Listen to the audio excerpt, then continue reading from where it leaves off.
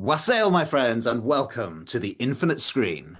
This is the podcast where we attempt to cut through the chaos of content, the maelstrom of media, to reflect on those film and TV experiences which have stayed with us and which might be worth a moment of your time as well. My name is Phil Kingsland John. I'm a filmmaker, theatre maker, sometime film lecturer, and leader of workshops in how to make films.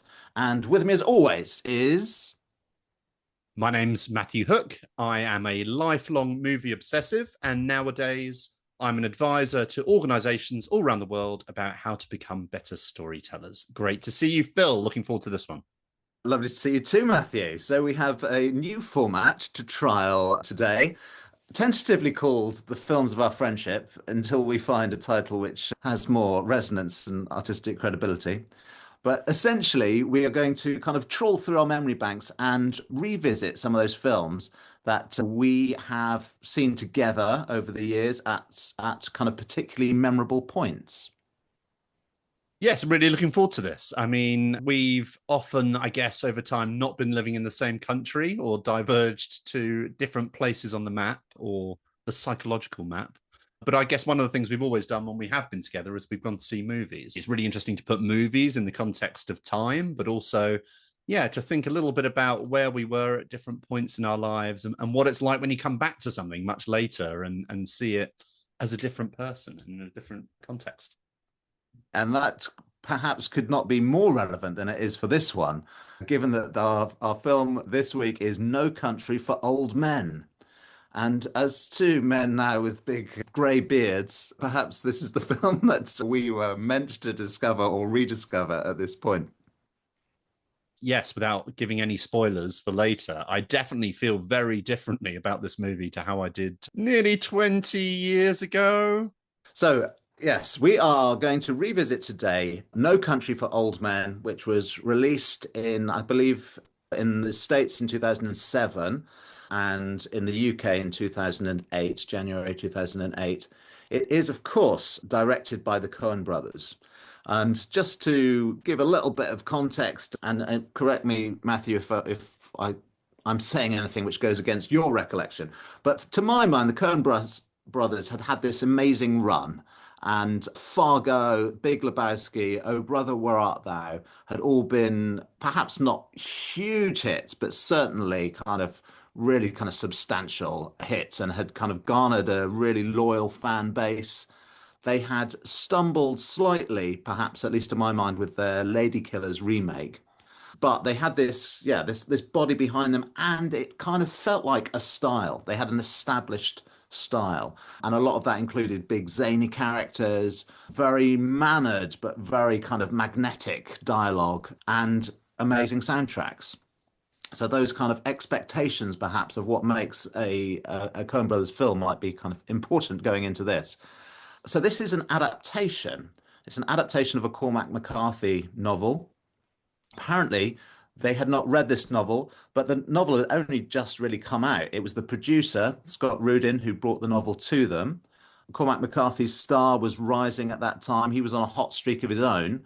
No Country was published in 2005, and then The Road was published in 2006 and won the Pulitzer Prize in 2007.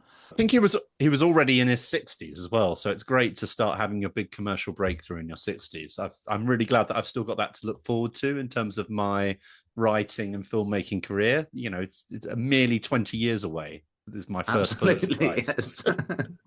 Almost 20 years away. Yeah. So, what was going on in the rest of the world about that time, Matthew? Well, this is a really interesting time, although obviously when you're living in those times, you don't necessarily see what times you're living in. But if you think back to 2007, 2008, I don't want to be pessimistic, but that really was the time where things really started, to use a technical term, going to shit. So I think if you think about the early 2000s, in a sense, they're still in a way like the very late 90s. Like you still have that general kind of optimism, a degree of economic growth and security. Those are, still the Blair years, albeit the slightly grumpy, embittered Blair years rather than the things can only get better Blair years. And in America, I mean, I guess you've come off the end of Clinton and you're in the world of George W. Bush. And then this period of time really is the time where things start to go to shit. So you have the kind of economic collapse, or the creeping economic collapse that goes with all the subprime mortgages and the kind of failure of the economic market. And you're kind of in what we might describe as the big recession at this time, which was like the first time really for a long time where a lot of global economies had gone into meltdown. And that I think created a lot of after effects that we're still living with now.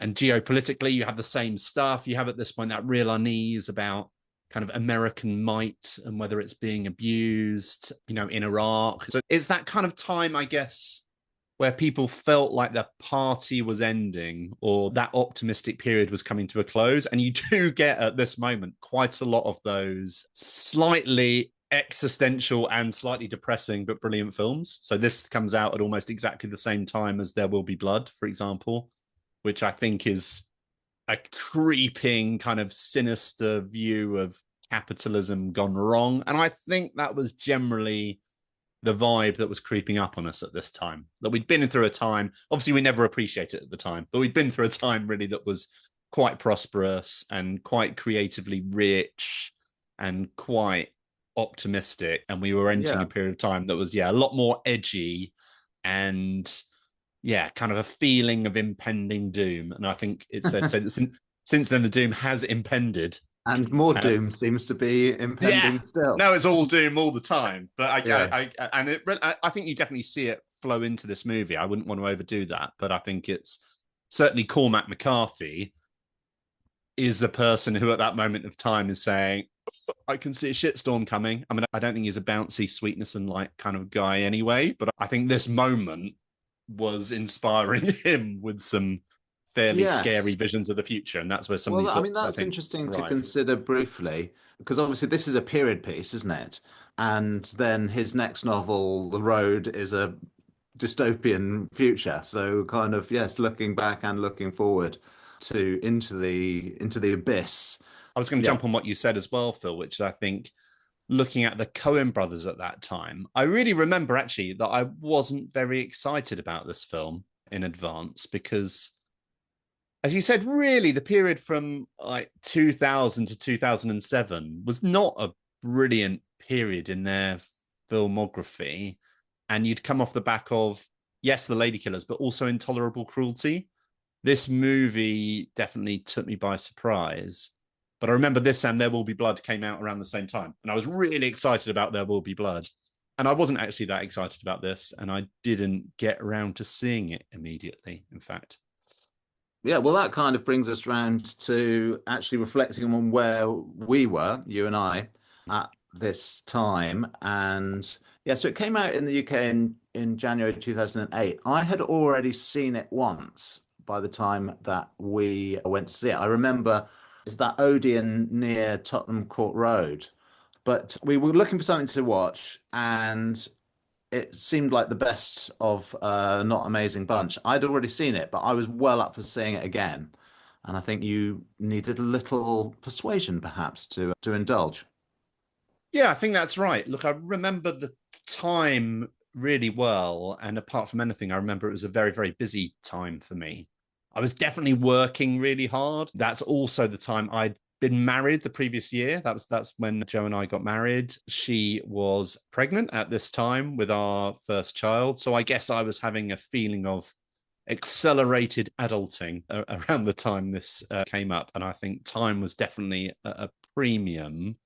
I think that was a bit of a low period in my movie watching career. January 2008, I finished my PGCE, my teacher training, at the kind of June, July 2007. And I'd attempted to deny my destiny for a good few months then, trying to not be a teacher.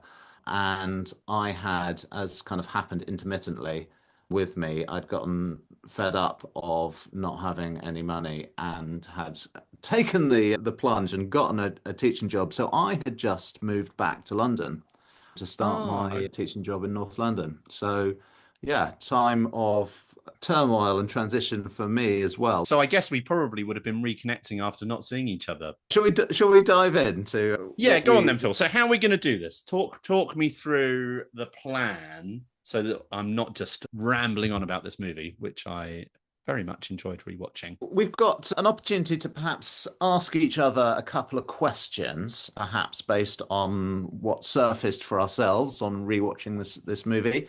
And then we've got a couple of clips. So I've got a clip which might support my first question. As I understand it, you might have a clip to support your second question. And then I guess we just see if there's anything burning that we wanted to talk about that we hadn't had a chance to talk about.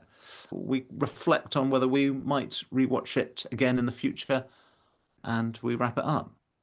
Okay, brilliant. Well, can I ask you a question first then? Because then Go on then. your clip will fall naturally in between the two questions. So, No Country for Old Men. Obviously, part of the thought about No Country is that it's an observation on a specific space, a specific place in the world. And the opening of the movie very much feels, I guess, a bit like a cowboy movie. And you're in that kind of American West. So, how important do you think it is that this movie is set where it is? Or could you have done No Country for Old Men almost anywhere in the world? Could it have been Tokyo? Could it have been the wilds, savannah? Yeah. Does it have to be in this country? How important is the place, I guess, to the movie? Yeah, that's an interesting question to kick us off with. I guess it certainly is a neo-Western, I would say, that this film. And it's I guess that genre, the Western, has been so kind of resonant with possibilities and embraced by such a much wider movie going and movie making community than just Americans. So it's kind of got this kind of mythological grandeur. Of course, it's certainly kind of wrapped up with like the previous generation in terms of my granddad was a massive Westerns fan, and then by extension, my dad was a Western fan because he had memories of watching Westerns with his dad. What do you think?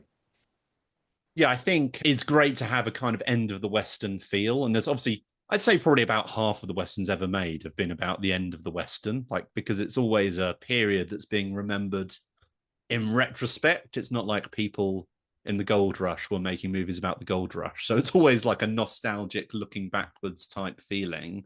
And obviously, this is much later than most of those movies, but I think that's definitely resonant. I think it's quite convenient and dramatic in some interesting ways because I guess lots of the bits of this movie are about people being hunted. And therefore, it's useful if there's kind of hunting going on. So obviously, you have Llewellyn, hunting the gold, and then you have, let this be the first of many different mispronunciations of this name, Anton Chigurh, who is hunting everyone else. So having these kind of big expanses. Oh, and then the sheriff is hunting Chigurh as well. Yeah, absolutely. So having big open spaces where people can see each other but not know they're being seen is very, very good. Some of the bits I really like about this movie are set in these kind of dead spaces or spaces in between. So the motel that's on the periphery, which is full of outlaws and waifs and strays, and the border, you're down in Mexico and you're kind of on both sides of the border. So there's definitely something around that place which encapsulates lots of these things. But equally, actually, I did find it interesting to go, it fools you into thinking that it can only be about this time and place because kind of the introductory voiceover talks that way. But it is a story you could imagine being in lots of other places. Like you could imagine a Japanese version of this movie, you could imagine a French version of this movie, all of which would have their own version, I guess, of the slightly wild space, which has established norms Yeah. and traditions which are being swept away. It was a great use of this space, but you could imagine it in other spaces. They call the in-between spaces the liminal spaces, don't they? Liminal spaces. It's got such kind of symbolic resonance, like beyond, go all the way back. I've read a fantastic book about fairies and the origins of fairy folklore, and tracing back to demons in kind of Greece and Turkey and the Middle East. But again, they always occupy the liminal spaces, the borderlands, the spaces in between. Lots of Yes. this movie is about how rules and norms break down and how confusing it is when everything stops making sense. A liminal space is very helpful for that, obviously, in one way, where you go, to what extent does the law apply or not apply in this space, which is always what's tested by borderlands and by wilderness, is always, when the law or the day-to-day reinforcement of the law gets taken away as a safety blanket, how do people behave? And this definitely plays with that whole idea of what's it like when people are setting their own law and their own rules. Have you got a question for me, Phil? Go on, I'm ready for Last time Yes. we did a surprise question, you asked me to relate what we were talking about to a vegetable. So I'm hoping we'll avoid any vegetable related questions today. What have you got against vegetables? No, let me set up this question with a little clip, perhaps. This was my wife's father's place originally. You married into it? We lived in Temple, Texas for many years. Raised a family there in Temple. We come out here about 4 years ago. You married into it? That's the way you want to put it. I don't have some way to put it. That's the way it is. What's the most you ever lost on a coin toss? Sir? The most you ever lost on a coin toss? I don't know. I couldn't say. Call it. Call it. Yes. For what? Just call it. Well, we need to know what we're calling it for here. You need to call it. I can't call it for you. Well, it wouldn't be fair. I didn't put nothing up. Yes, you did. You've been putting it up your whole life. You just didn't know it. You know what date is on this coin? No. 1958. It's been traveling 22 years to get here. And now it's here. And it's either heads or tails. And you have to say, call it. Well, look, I need to know what I stand to win. Everything. How's that? You stand to win everything, call it. What a magnificent scene that is. Kind of remembered that as being Jagour's introduction, but in fact, it's not at all. He has a couple of moments before that, which are perhaps not as extensive, but also very kind of powerful in setting him up in a very kind of sinister and shocking way.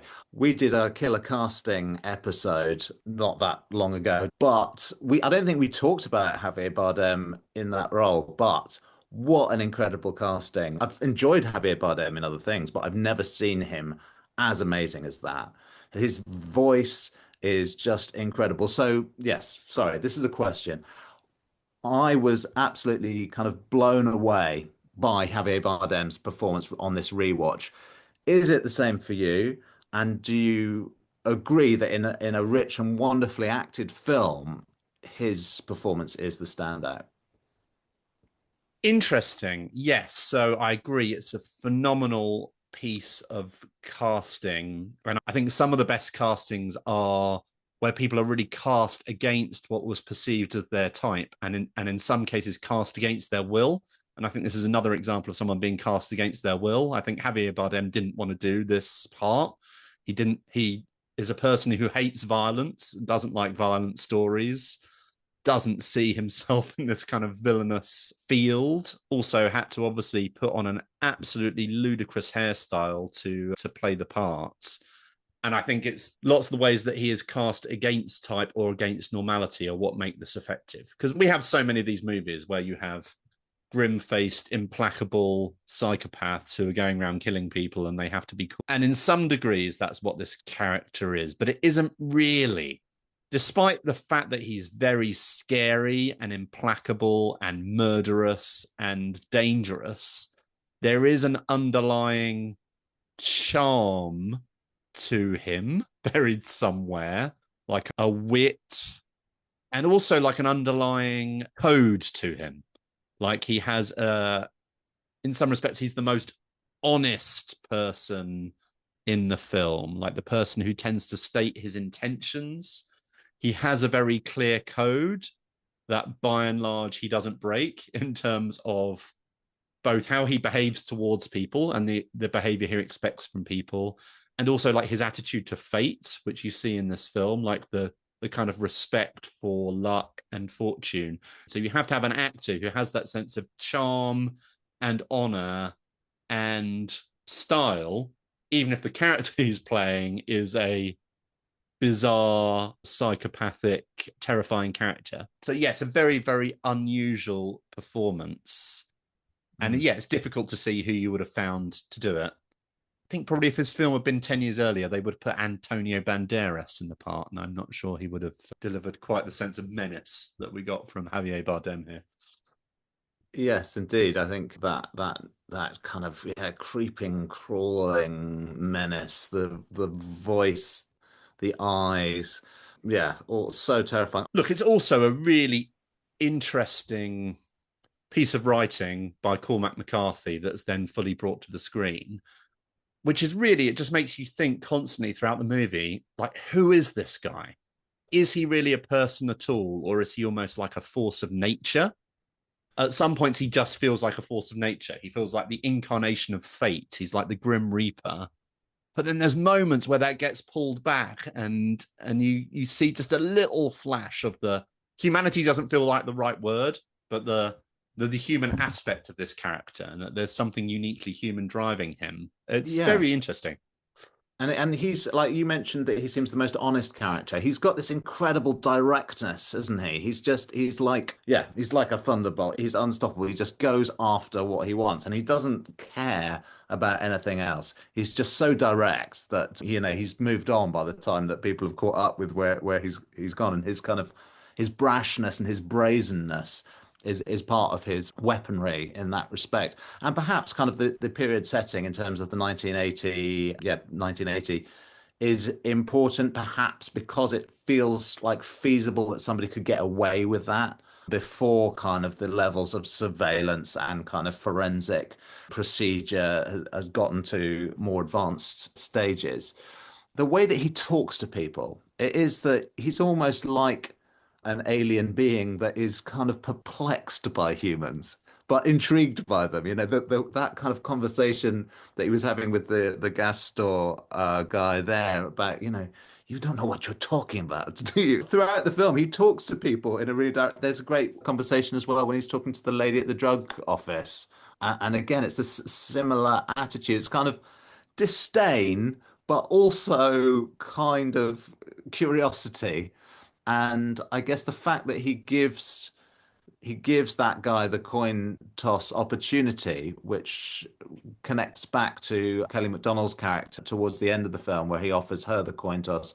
And certainly in that respect, it seems like he's offering her that chance out of some kind of respect or admiration. Yeah, absolutely. He's, as you say, he's like an alien, but he's not a person who's uninterested in people. I think he's very, very interested in people, and sometimes shows moments of understanding them very well. And I guess there's a film, we probably will come back to this, but this is a film which spends a lot of time thinking and talking about fate. And to an extent, he represents fate. Like, he's the only person who's able to stay one step ahead of what's coming, to stay ahead of events. Everyone else is kind of always, they think they're getting ahead of things, but they're always getting knocked back. He's the person who's on top of things. But I find the end of his story really, really interesting. The extent to which he seems totally on top of things until right at the very end of the movie. And I think that makes him a very interesting antagonist, because he's almost set up as the machine. But in the end, he isn't. He's still subject to the same world that everyone else is. But then he does get clipped by Llewellyn earlier as well, doesn't he? And have to patch himself up. But that character is very much positioned as part of the trifecta, isn't he? And his kind of relationships and the kind of the mirrorings that happen between his character and Llewellyn and the sheriff, I found really interesting. I think one of the things which is most clever about this film, and that probably I didn't totally get the first time I saw it, and I remember finding it like an enjoyable but slightly dissatisfying experience the first time I saw it, and I think it's because of the way it plays with the whole concept of antagonist, protagonist, whose story is this really? Is Chigurh, is he really a character, or is he an incarnation of a force of nature? I maybe felt one way about that at the beginning of the film. I felt a different way about it at the end of the film. Llewellyn, obviously himself and his own story, as a really bizarre story shape. The sheriff, is he a narrator? Is he a protagonist? All this stuff I think is like the very, very heart of the movie. But maybe just sticking to this one part of it, I think all the way through, we're encouraged to feel that Chigurh is more like a Terminator than like a real person. There's moments where he does feel quite like in the original Terminator movie. But I think it's so interesting that the last time we see him, firstly, as you say, he offers the coin toss and is undermined and saying, well, you're not really leaving this to fate. You're deciding whether to kill me or not, and you're just using this as a veil for. So that's like the last conversation or plot related conversation we see him have, and then immediately gets hit by a car. And I think that's a really brilliant subversion of this character who's supposed to almost represent fate, being one step ahead of fate, being the person who is the king of this scenario. Seeing him, the last time we see him, he's been hit really hard by a car and has clearly shattered his arm and has to, buy a t-shirt from a kid to wrap it up. And you kind of go, well, even the implacable, the death character in this movie himself is like just another human being who eventually is going to get knocked over by fate and darkness. It's such an interesting way to leave that character. Not with him being defeated, because it's not that kind of movie. Like, baddies don't get defeated in this movie. Baddies, by and large, kind of triumph. But even a baddie can't fully triumph. He also gets hit by a car at the end and is left in this state of being winged. It's like very interesting. I can't really think of many stories that would end that arc in that place. But oh, definitely. And that perhaps kind of plays into this wider question of this film seems to be, and some of it is informed by the novel and the structure of the novel, and some of it I think has definitely been brought on by the Coen brothers, but it seems deliberately engineered as an exercise really in subverting expectations, subverting your expectation of what a narrative is, subverting your expectation of what protagonists and antagonists might look like, subverting your expectation of what a Coen brothers film is. It seems to be, really enjoy playing with all of those things. Okay, so the movie is called No Country for Old Men, and when we went to watch this movie, we probably could still have been considered young men. I think I was 29, you were 28, so let's call those young men. I was interested to think, is this no movie for young men? Do you think as a young person, you can really understand what the hell is going on in this movie? Or is there something that you can only appreciate once you look at it from a perspective of an older person? Well, I love the title "No Movie for Young Men." Yes, an interesting question. I like the angle. I think I certainly enjoyed it at the time a lot, and I loved I love the style. I love of course, Javier Bardem's performance. I thought was mesmerizing, and I kind of really appreciated it kind of intellectually as an exercise in subverting expectations. And just to kind of pick up on something I mentioned just now, like expectations of what a Coen Brothers film is.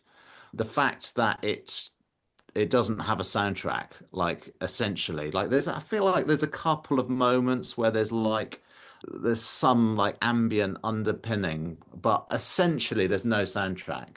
And the Coen Brothers movies that we love so much, like O Brother Where Art Thou and Big Lebowski, like the soundtrack is like at least half the film in those other films. And to take that away, I thought was such a brave and daring stylistic move, and resulted in kind of a sense of realism and urgency that I really kind of appreciated. I really appreciated the kind of just the narrative exploration and experimentation of what felt like a shift of protagonists. Because Llewellyn to me does feel like the main character if you had to pick one out of the three, until of course he dies and dies in the most kind of ignominious fashion off screen. And not only does it happen off screen, but you don't really linger on that at all. Like you just kind of move on then, I mean, you following literally a walk past him. You literally walk yeah, past him and look down on the ground, and there he is, and that's it. yeah. That's your protagonist gone. Which I did a little bit of research. That is how he dies in the novel, off screen, so to speak. But apparently in the novel, it does then linger with the consequences of that a lot more, whereas the movie just, yeah, no time for that. Moving straight on. These things I found intellectually very engaging and perhaps aesthetically interesting. But there is a deeper insight or a deeper relevance, perhaps, that comes with seeing this as an older person. Like, I definitely feel very much like Tommy Lee Jones's character at the moment. And yeah, this sense of like the world is moving on. It doesn't belong to my generation anymore, or it won't for much longer. And kind of the new modes of being, the new modes of discourse, the new modes of socializing, the new modes of expressing and kind of celebrating are belong to a different generation, and our voices are slowly receding. What do you think, Matthew? Yeah, I mean, where you've just landed there is exactly how I felt about it. And I guess thinking back as a younger man, I agree with lots of what you'd said, but I think I probably left the film with a slight hollowness. Not that I hadn't enjoyed it, but a slight hollowness that I thought that was a really, as you say, it was a really interesting exercise in subverting every single one of my expectations. But I didn't necessarily get a sense of what it was subverting in service of. So, from a narrative perspective, I found it a bit frustrating, and probably because you spend a lot of time with Llewellyn. Like you really, apart from anything, you sit with him looking down at those trucks in the middle of the desert and you see him tracking. So the beginning of the film really heavily invests you in that character and invests you in his relationship with his wife and, invests you in his skills and his capabilities. And so for him to just kind of disappear, I think at the time felt to me like a bit of a sneaky writer's trick that they were kind of playing with me somehow.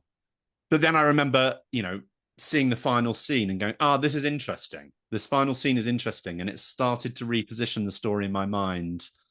And I think as I've watched it over the years, I've gone back to it and that started to make more sense to me. But I guess bring it all down to a simple summary. Watching it as a young man, I felt like Llewellyn and I felt like it was Llewellyn's story. But really, Yeah. I think it is Tommy Lee Jones's story.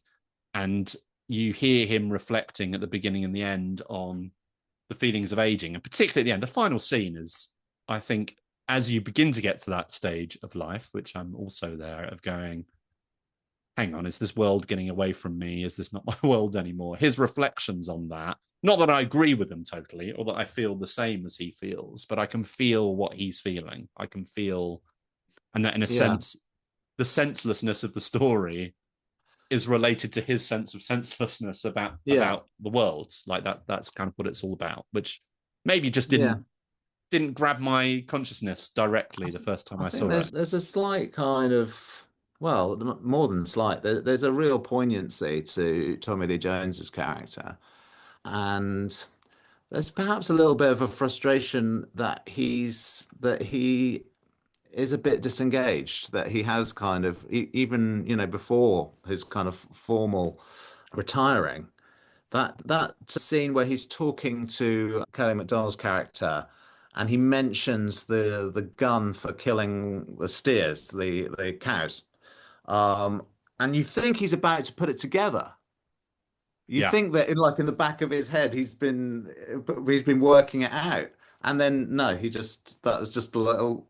Perhaps, I mean, presumably his subconscious had picked up on it in some way and it had surfaced there for a moment, but he's not kind of engaged enough to notice or to follow up on it. And he's kind of, yeah, there's a poignancy and there's a sadness that he just, you feel like he can't quite be bothered, or that he's already given up before he formally retires at the end of the film. But just to jump on very quickly, the three character arcs. Yeah, absolutely. The hero gets killed, the sheriff doesn't catch the criminal, and the criminal gets away. So yeah, all three of those kind of roles totally subverted. But if there's one of those arcs that is satisfying from a story shape perspective, it's the tragedy of Tommy Lee Jones almost that is the framing story here. I think you've just described it brilliantly. The fact that as a sheriff, he used to have an understanding of what was going on around it, a feeling that he could shape it, with or without a gun.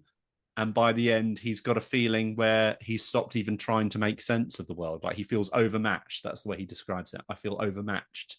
Like the world has overwhelmed him, in its mores, in the way that it works. He's almost, as you say, he's stopped thinking. Loretta tells me you're quitting. How come you're doing that? I don't know. I feel overmatched. I always figured when I got older, God would sort of come into my life somehow.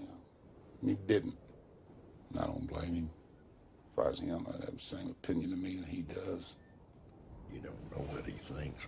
What an extraordinary way to end this kind of film that has like such tension and such drama, and really just end with, an older guy, just reflecting on just feeling overwhelmed by the world. I mean, it does lead to the question. I do love this movie, but is it in the end quite a pessimistic and nihilistic film, which I think generally Coen Brothers movies mostly are not?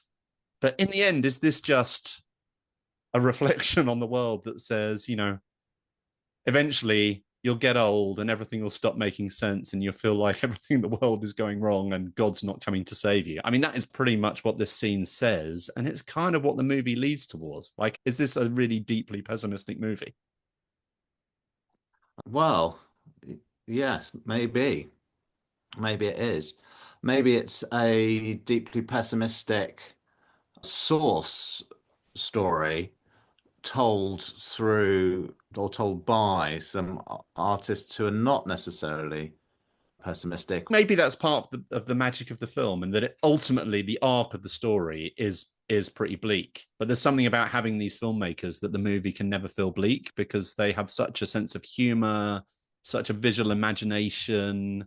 So definitely, like, the feeling of the movie is not, a feeling of crushing sadness. Yeah. Like at the very least, it's bittersweet, and at some cases, I think it's a lot more than that, because it's exciting and it's funny. But I think the overarching arc of the story in the end is, maybe it's just about acceptance and about accepting that we're pinging around in the world thinking that everything follows our rules, but in reality, it doesn't, and those rules invisibly change all the time. I think that's what I feel about the movie. But that's why I think it's a little bit of an old person's movie, because I think that is a natural way to feel as you start getting a little bit older. And we're not Tommy Lee Jones yet, but I guess we have that presentiment of, at some point, we're going to have to accept that lots of this just doesn't make any sense. I was struck by the amount of shots that use deep shadow, silhouettes, and reflections. Is there some kind of deep symbolism happening here, or is it just because it looked pretty? Okay, I think that's a great question. I mean, I think the cinematography in this film is really beautiful to start off with. Roger Deakins, who's a legend. Yeah, Roger Deakins. So, yeah, and I really feel like this is the pinnacle of his work. And also it really matches what you said earlier, because he does other great work, which is much more playful and fun. And this really does, as you say, evocative symbolism in a variety of different ways, but also really makes you feel like you're living in these places. Like, it feels like gritty and real, and, and fits therefore in the world and the theme of the movie. I think one thing I really noticed on watching it again was that this is a movie that's really happy to take its time and to tell the story visually, not just through script or through action. And you have long periods of observing things or looking at things and seeing the microscopic changes in things. You have the kind of hunting style scene, which is all about patience and observation and watching. And therefore, you do just look at the same scenes for a long time and see small variations or small details, like the point where Llewellyn's hunting the guy who's taken the money, and you see him just leaning against the tree in the very long distance, and you can just about see his feet peeping up. And obviously, what Llewellyn's watching to do is to go, is he asleep or is he dead? Like, he went to find shade.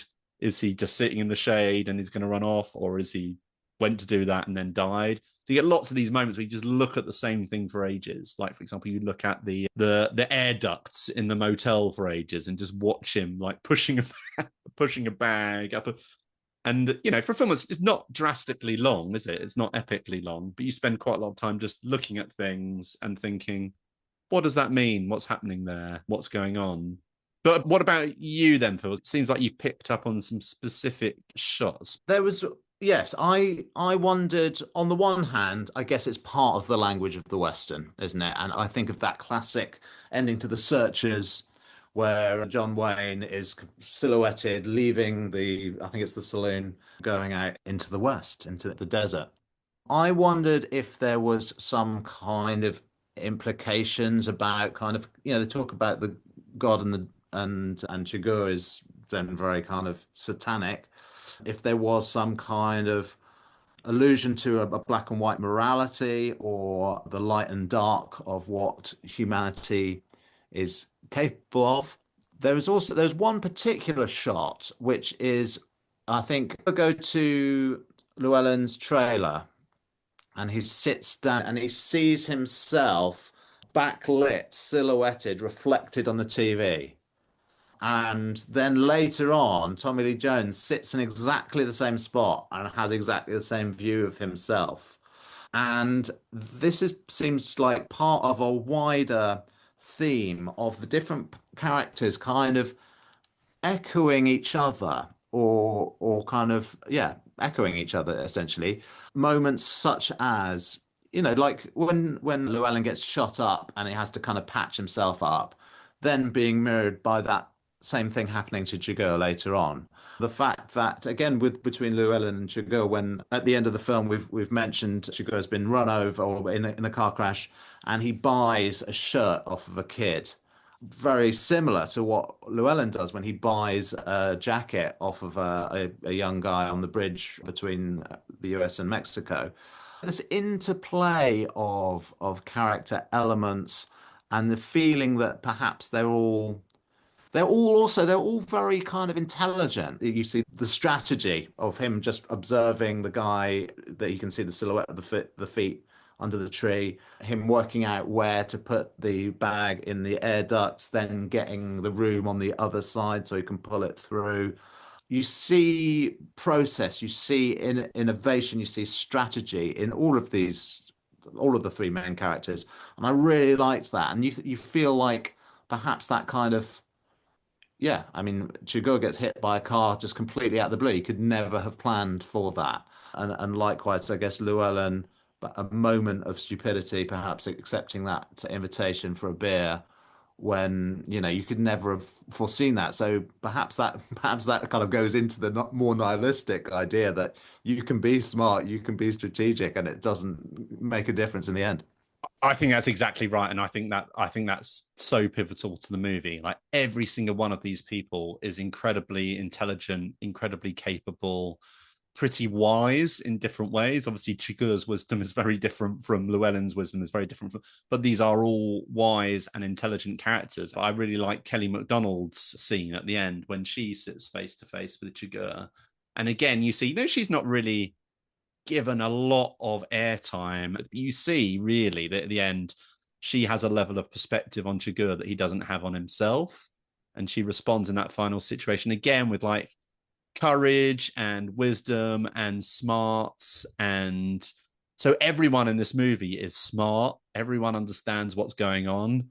Everyone makes good plans. I enjoy the Woody Harrelson character that we haven't mentioned at all, who was almost like introduced to elevate this whole thing, because he himself is very smart, very funny, very strategic, but he's just not at the level of these other characters. So he arrives and is disposed of quite quickly, even though he's clearly in any other movie, he would be like the hero or the big bad or something, because he's super sharp, but he's not playing at their level. But as you say, despite all of this, they're just all in this kind of dance of, snakes and ladders, success and failure, and they kind of all end up being washed away by the power of fate, I suppose, in the end. Yeah, nice to pick up Woody Harrelson. Always a delight to see Woody Harrelson in anything, and yes, very much the supporting role. But as you say, he's great in this, and yeah, I love the way that he is kind of in there to elevate the others. The way, he is smart. He's found the money, and yet, two goes too quickly on his tail, and he doesn't get a chance to get it. So, if we are talking about dissecting the title of this film, No Country for Old Men, what about the feminine perspective? It is, of course, very much a masculine-driven, conceived story. Yeah, 100% is. I haven't read loads of Cormac McCarthy's works, but I get the sense that he's very preoccupied with narratives about men and I guess about masculinity put in different contexts. I think this is a very interesting exploration of the self-image of the heroic man and why it's ultimately doomed to ludicrous failure. I guess that's a part of what we were just talking about. All of these characters we described are very masculine in their nature, but that kind of masculine search for dominance that you see at play in this movie, you kind of see how futile and ridiculous it is in the end, that all these incredible people with this incredible kind of sense of self-worth about their skills or their ethics or whatever, ultimately they're just doomed to scrabbling around after some money and then being hit by cars and stuff. So it's kind of it's definitely like the futility of masculinity, the fading of masculinity, but it definitely feels like it is quite preoccupied with a masculine view of the world, which obviously lots of Westerns are. Like, in a sense, Westerns are by majority an exploration of a certain kind of frontier masculinity, like men trying to break the boundaries of civilization and assert dominance. I think Kelly Macdonald's absolutely brilliant, and I love her in loads of things. And while she doesn't get loads of screen time, she's able to do like a great degree of kind of wit and charm in the early scenes where she doesn't get much to do, and sets her up. I think she does fantastic work in this final scene, and I think she's a part of the subverting. Like she is the thing, she is the moment that subverts Chigurh's whole, hey, maybe he's actually fate, or maybe he's the person with the strongest ethos, and she just totally undermines that in a way that I think is brilliant and quite funny and brings some grounded heart and emotion to the end of the movie. And I think it's important that he gets undercut at the end, and I think he can only really be undercut by her. I don't think any of the other characters could destroy his veneer. I was struck rewatching that clip of Chigurh at the gas station when he coughs he's trying to eat a peanut, and he coughs because the guy tells him that he married into owning the business. And that kind of the disgust on his face from learning that he married into it. It's kind of it's his wife's. It's not even really his, which then kind of makes that perhaps loop more satisfying. But yes, Carla Jean Moss is the name of the character played by Kelly Macdonald. I think it's an amazing performance. I love the musicality to her because obviously she's Scottish playing Texan. But the musicality of her delivery is just fabulous, and yeah, she's got such dignity in that final scene facing up to him. I love the little detail. She says, "I'm going to need to sit down," she's not scared at all. It's like, okay, let's come to this. I'm going to sit down. But I guess the implication of the title, No Country for Old Men, is that it is a country for young men, and I think the film also gives the lie to that as well. It's not really a country for young men either. It's or people are only going to be young for so long. Yeah, that's true. Well, I think I've enjoyed the discussion here immensely. Is there anything that you'd really like to raise? Any points perhaps on your latest rewatch, or any remarks on how your impression now differs from that first time you watched it? I would really say that this is a film that really benefits from the passage of time. And I think partly because, as I said, I think it's easier to understand when you start to have some of those instincts of an older person, then lots of what's going on in this film starts to make a little bit more sense. But I also think it's a film that explicitly gives you a sense of the passage of time and is about the passage of time. And I also think, Tommy Lee Jones is not an entirely reliable source in this, and that he kind of talks about this as being, well, this is about there used to be an honorable world and now there's a dishonorable or confusing world coming to place. But that's not how I feel from watching the movie. I just feel from the movie, everyone has that feeling at some point in their lives. And I think he gets undercut really well. In fact, in the last scene, I think the guy talking to him literally says, people have always felt like that. And so I think this is a movie where with the passing of time, you come back to it another time. And I think it will explicitly make you think about time and the passing of time and where are we now? We always think we're at the moment where suddenly the world has stopped making sense. But that's not in the world. That's in our heads. That's in our understanding. The world is always making sense and stopping making sense. That's how it works. Yeah. I might have misremembered this. Isn't there one more scene with the sheriff where he's at the dining table with his wife at breakfast, talking about what he's going to do in the day? It just shows the completion of that arc, so to speak, that he's kind of, he's at home, he's going to do, I don't know, some chores around the house or whatever, and that's his lot now. That's what he's chosen for what himself. a mad place to end a movie. Well, I mean, that brings us nicely to our final question. It's been nearly 20 years since it came out. Will we still be watching it in 20 years' time? Yeah, what do you think, Phil, on this one? I think I've talked about this a little bit already. I mean, in my notes, I've written a solid maybe. Okay.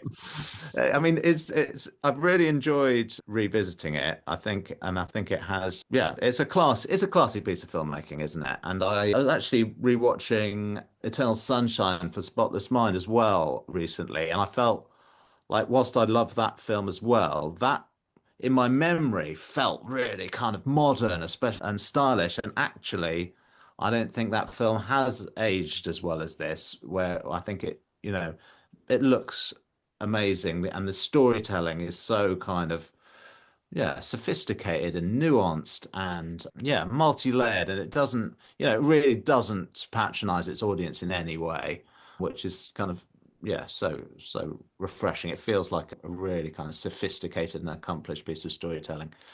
Will I still be watching it in 20 years' time? Well, I think it's definitely earned its right to stick around in the canon of good movies. So I'd say there's a good chance. I guess maybe the question I'd ask, because I think I'll definitely still be watching it in 20 years' time, but I have a tendency to watch the same films again and again over a long period of time, which is why I'm participating in a movie podcast. I guess the sneaky thing that I'm wondering is, how compelling is this movie to a 25-year-old now? And I'm kind of interested from the Coen Brothers' perspective, which of their movies do and don't endure in that way. I might watch this with my 15-year-old and see what he thinks of it. That would be interesting. Because I think it's definitely, you can see this movie aging with us. Yeah. But I think it's a slightly different question to, for example, will this movie still be watched in 100 years' time?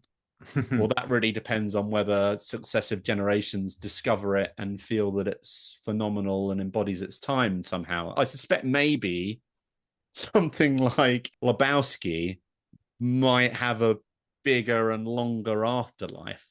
I would say, am I still going to be wanting to watch Lebowski in 20 years' time? I would say yes.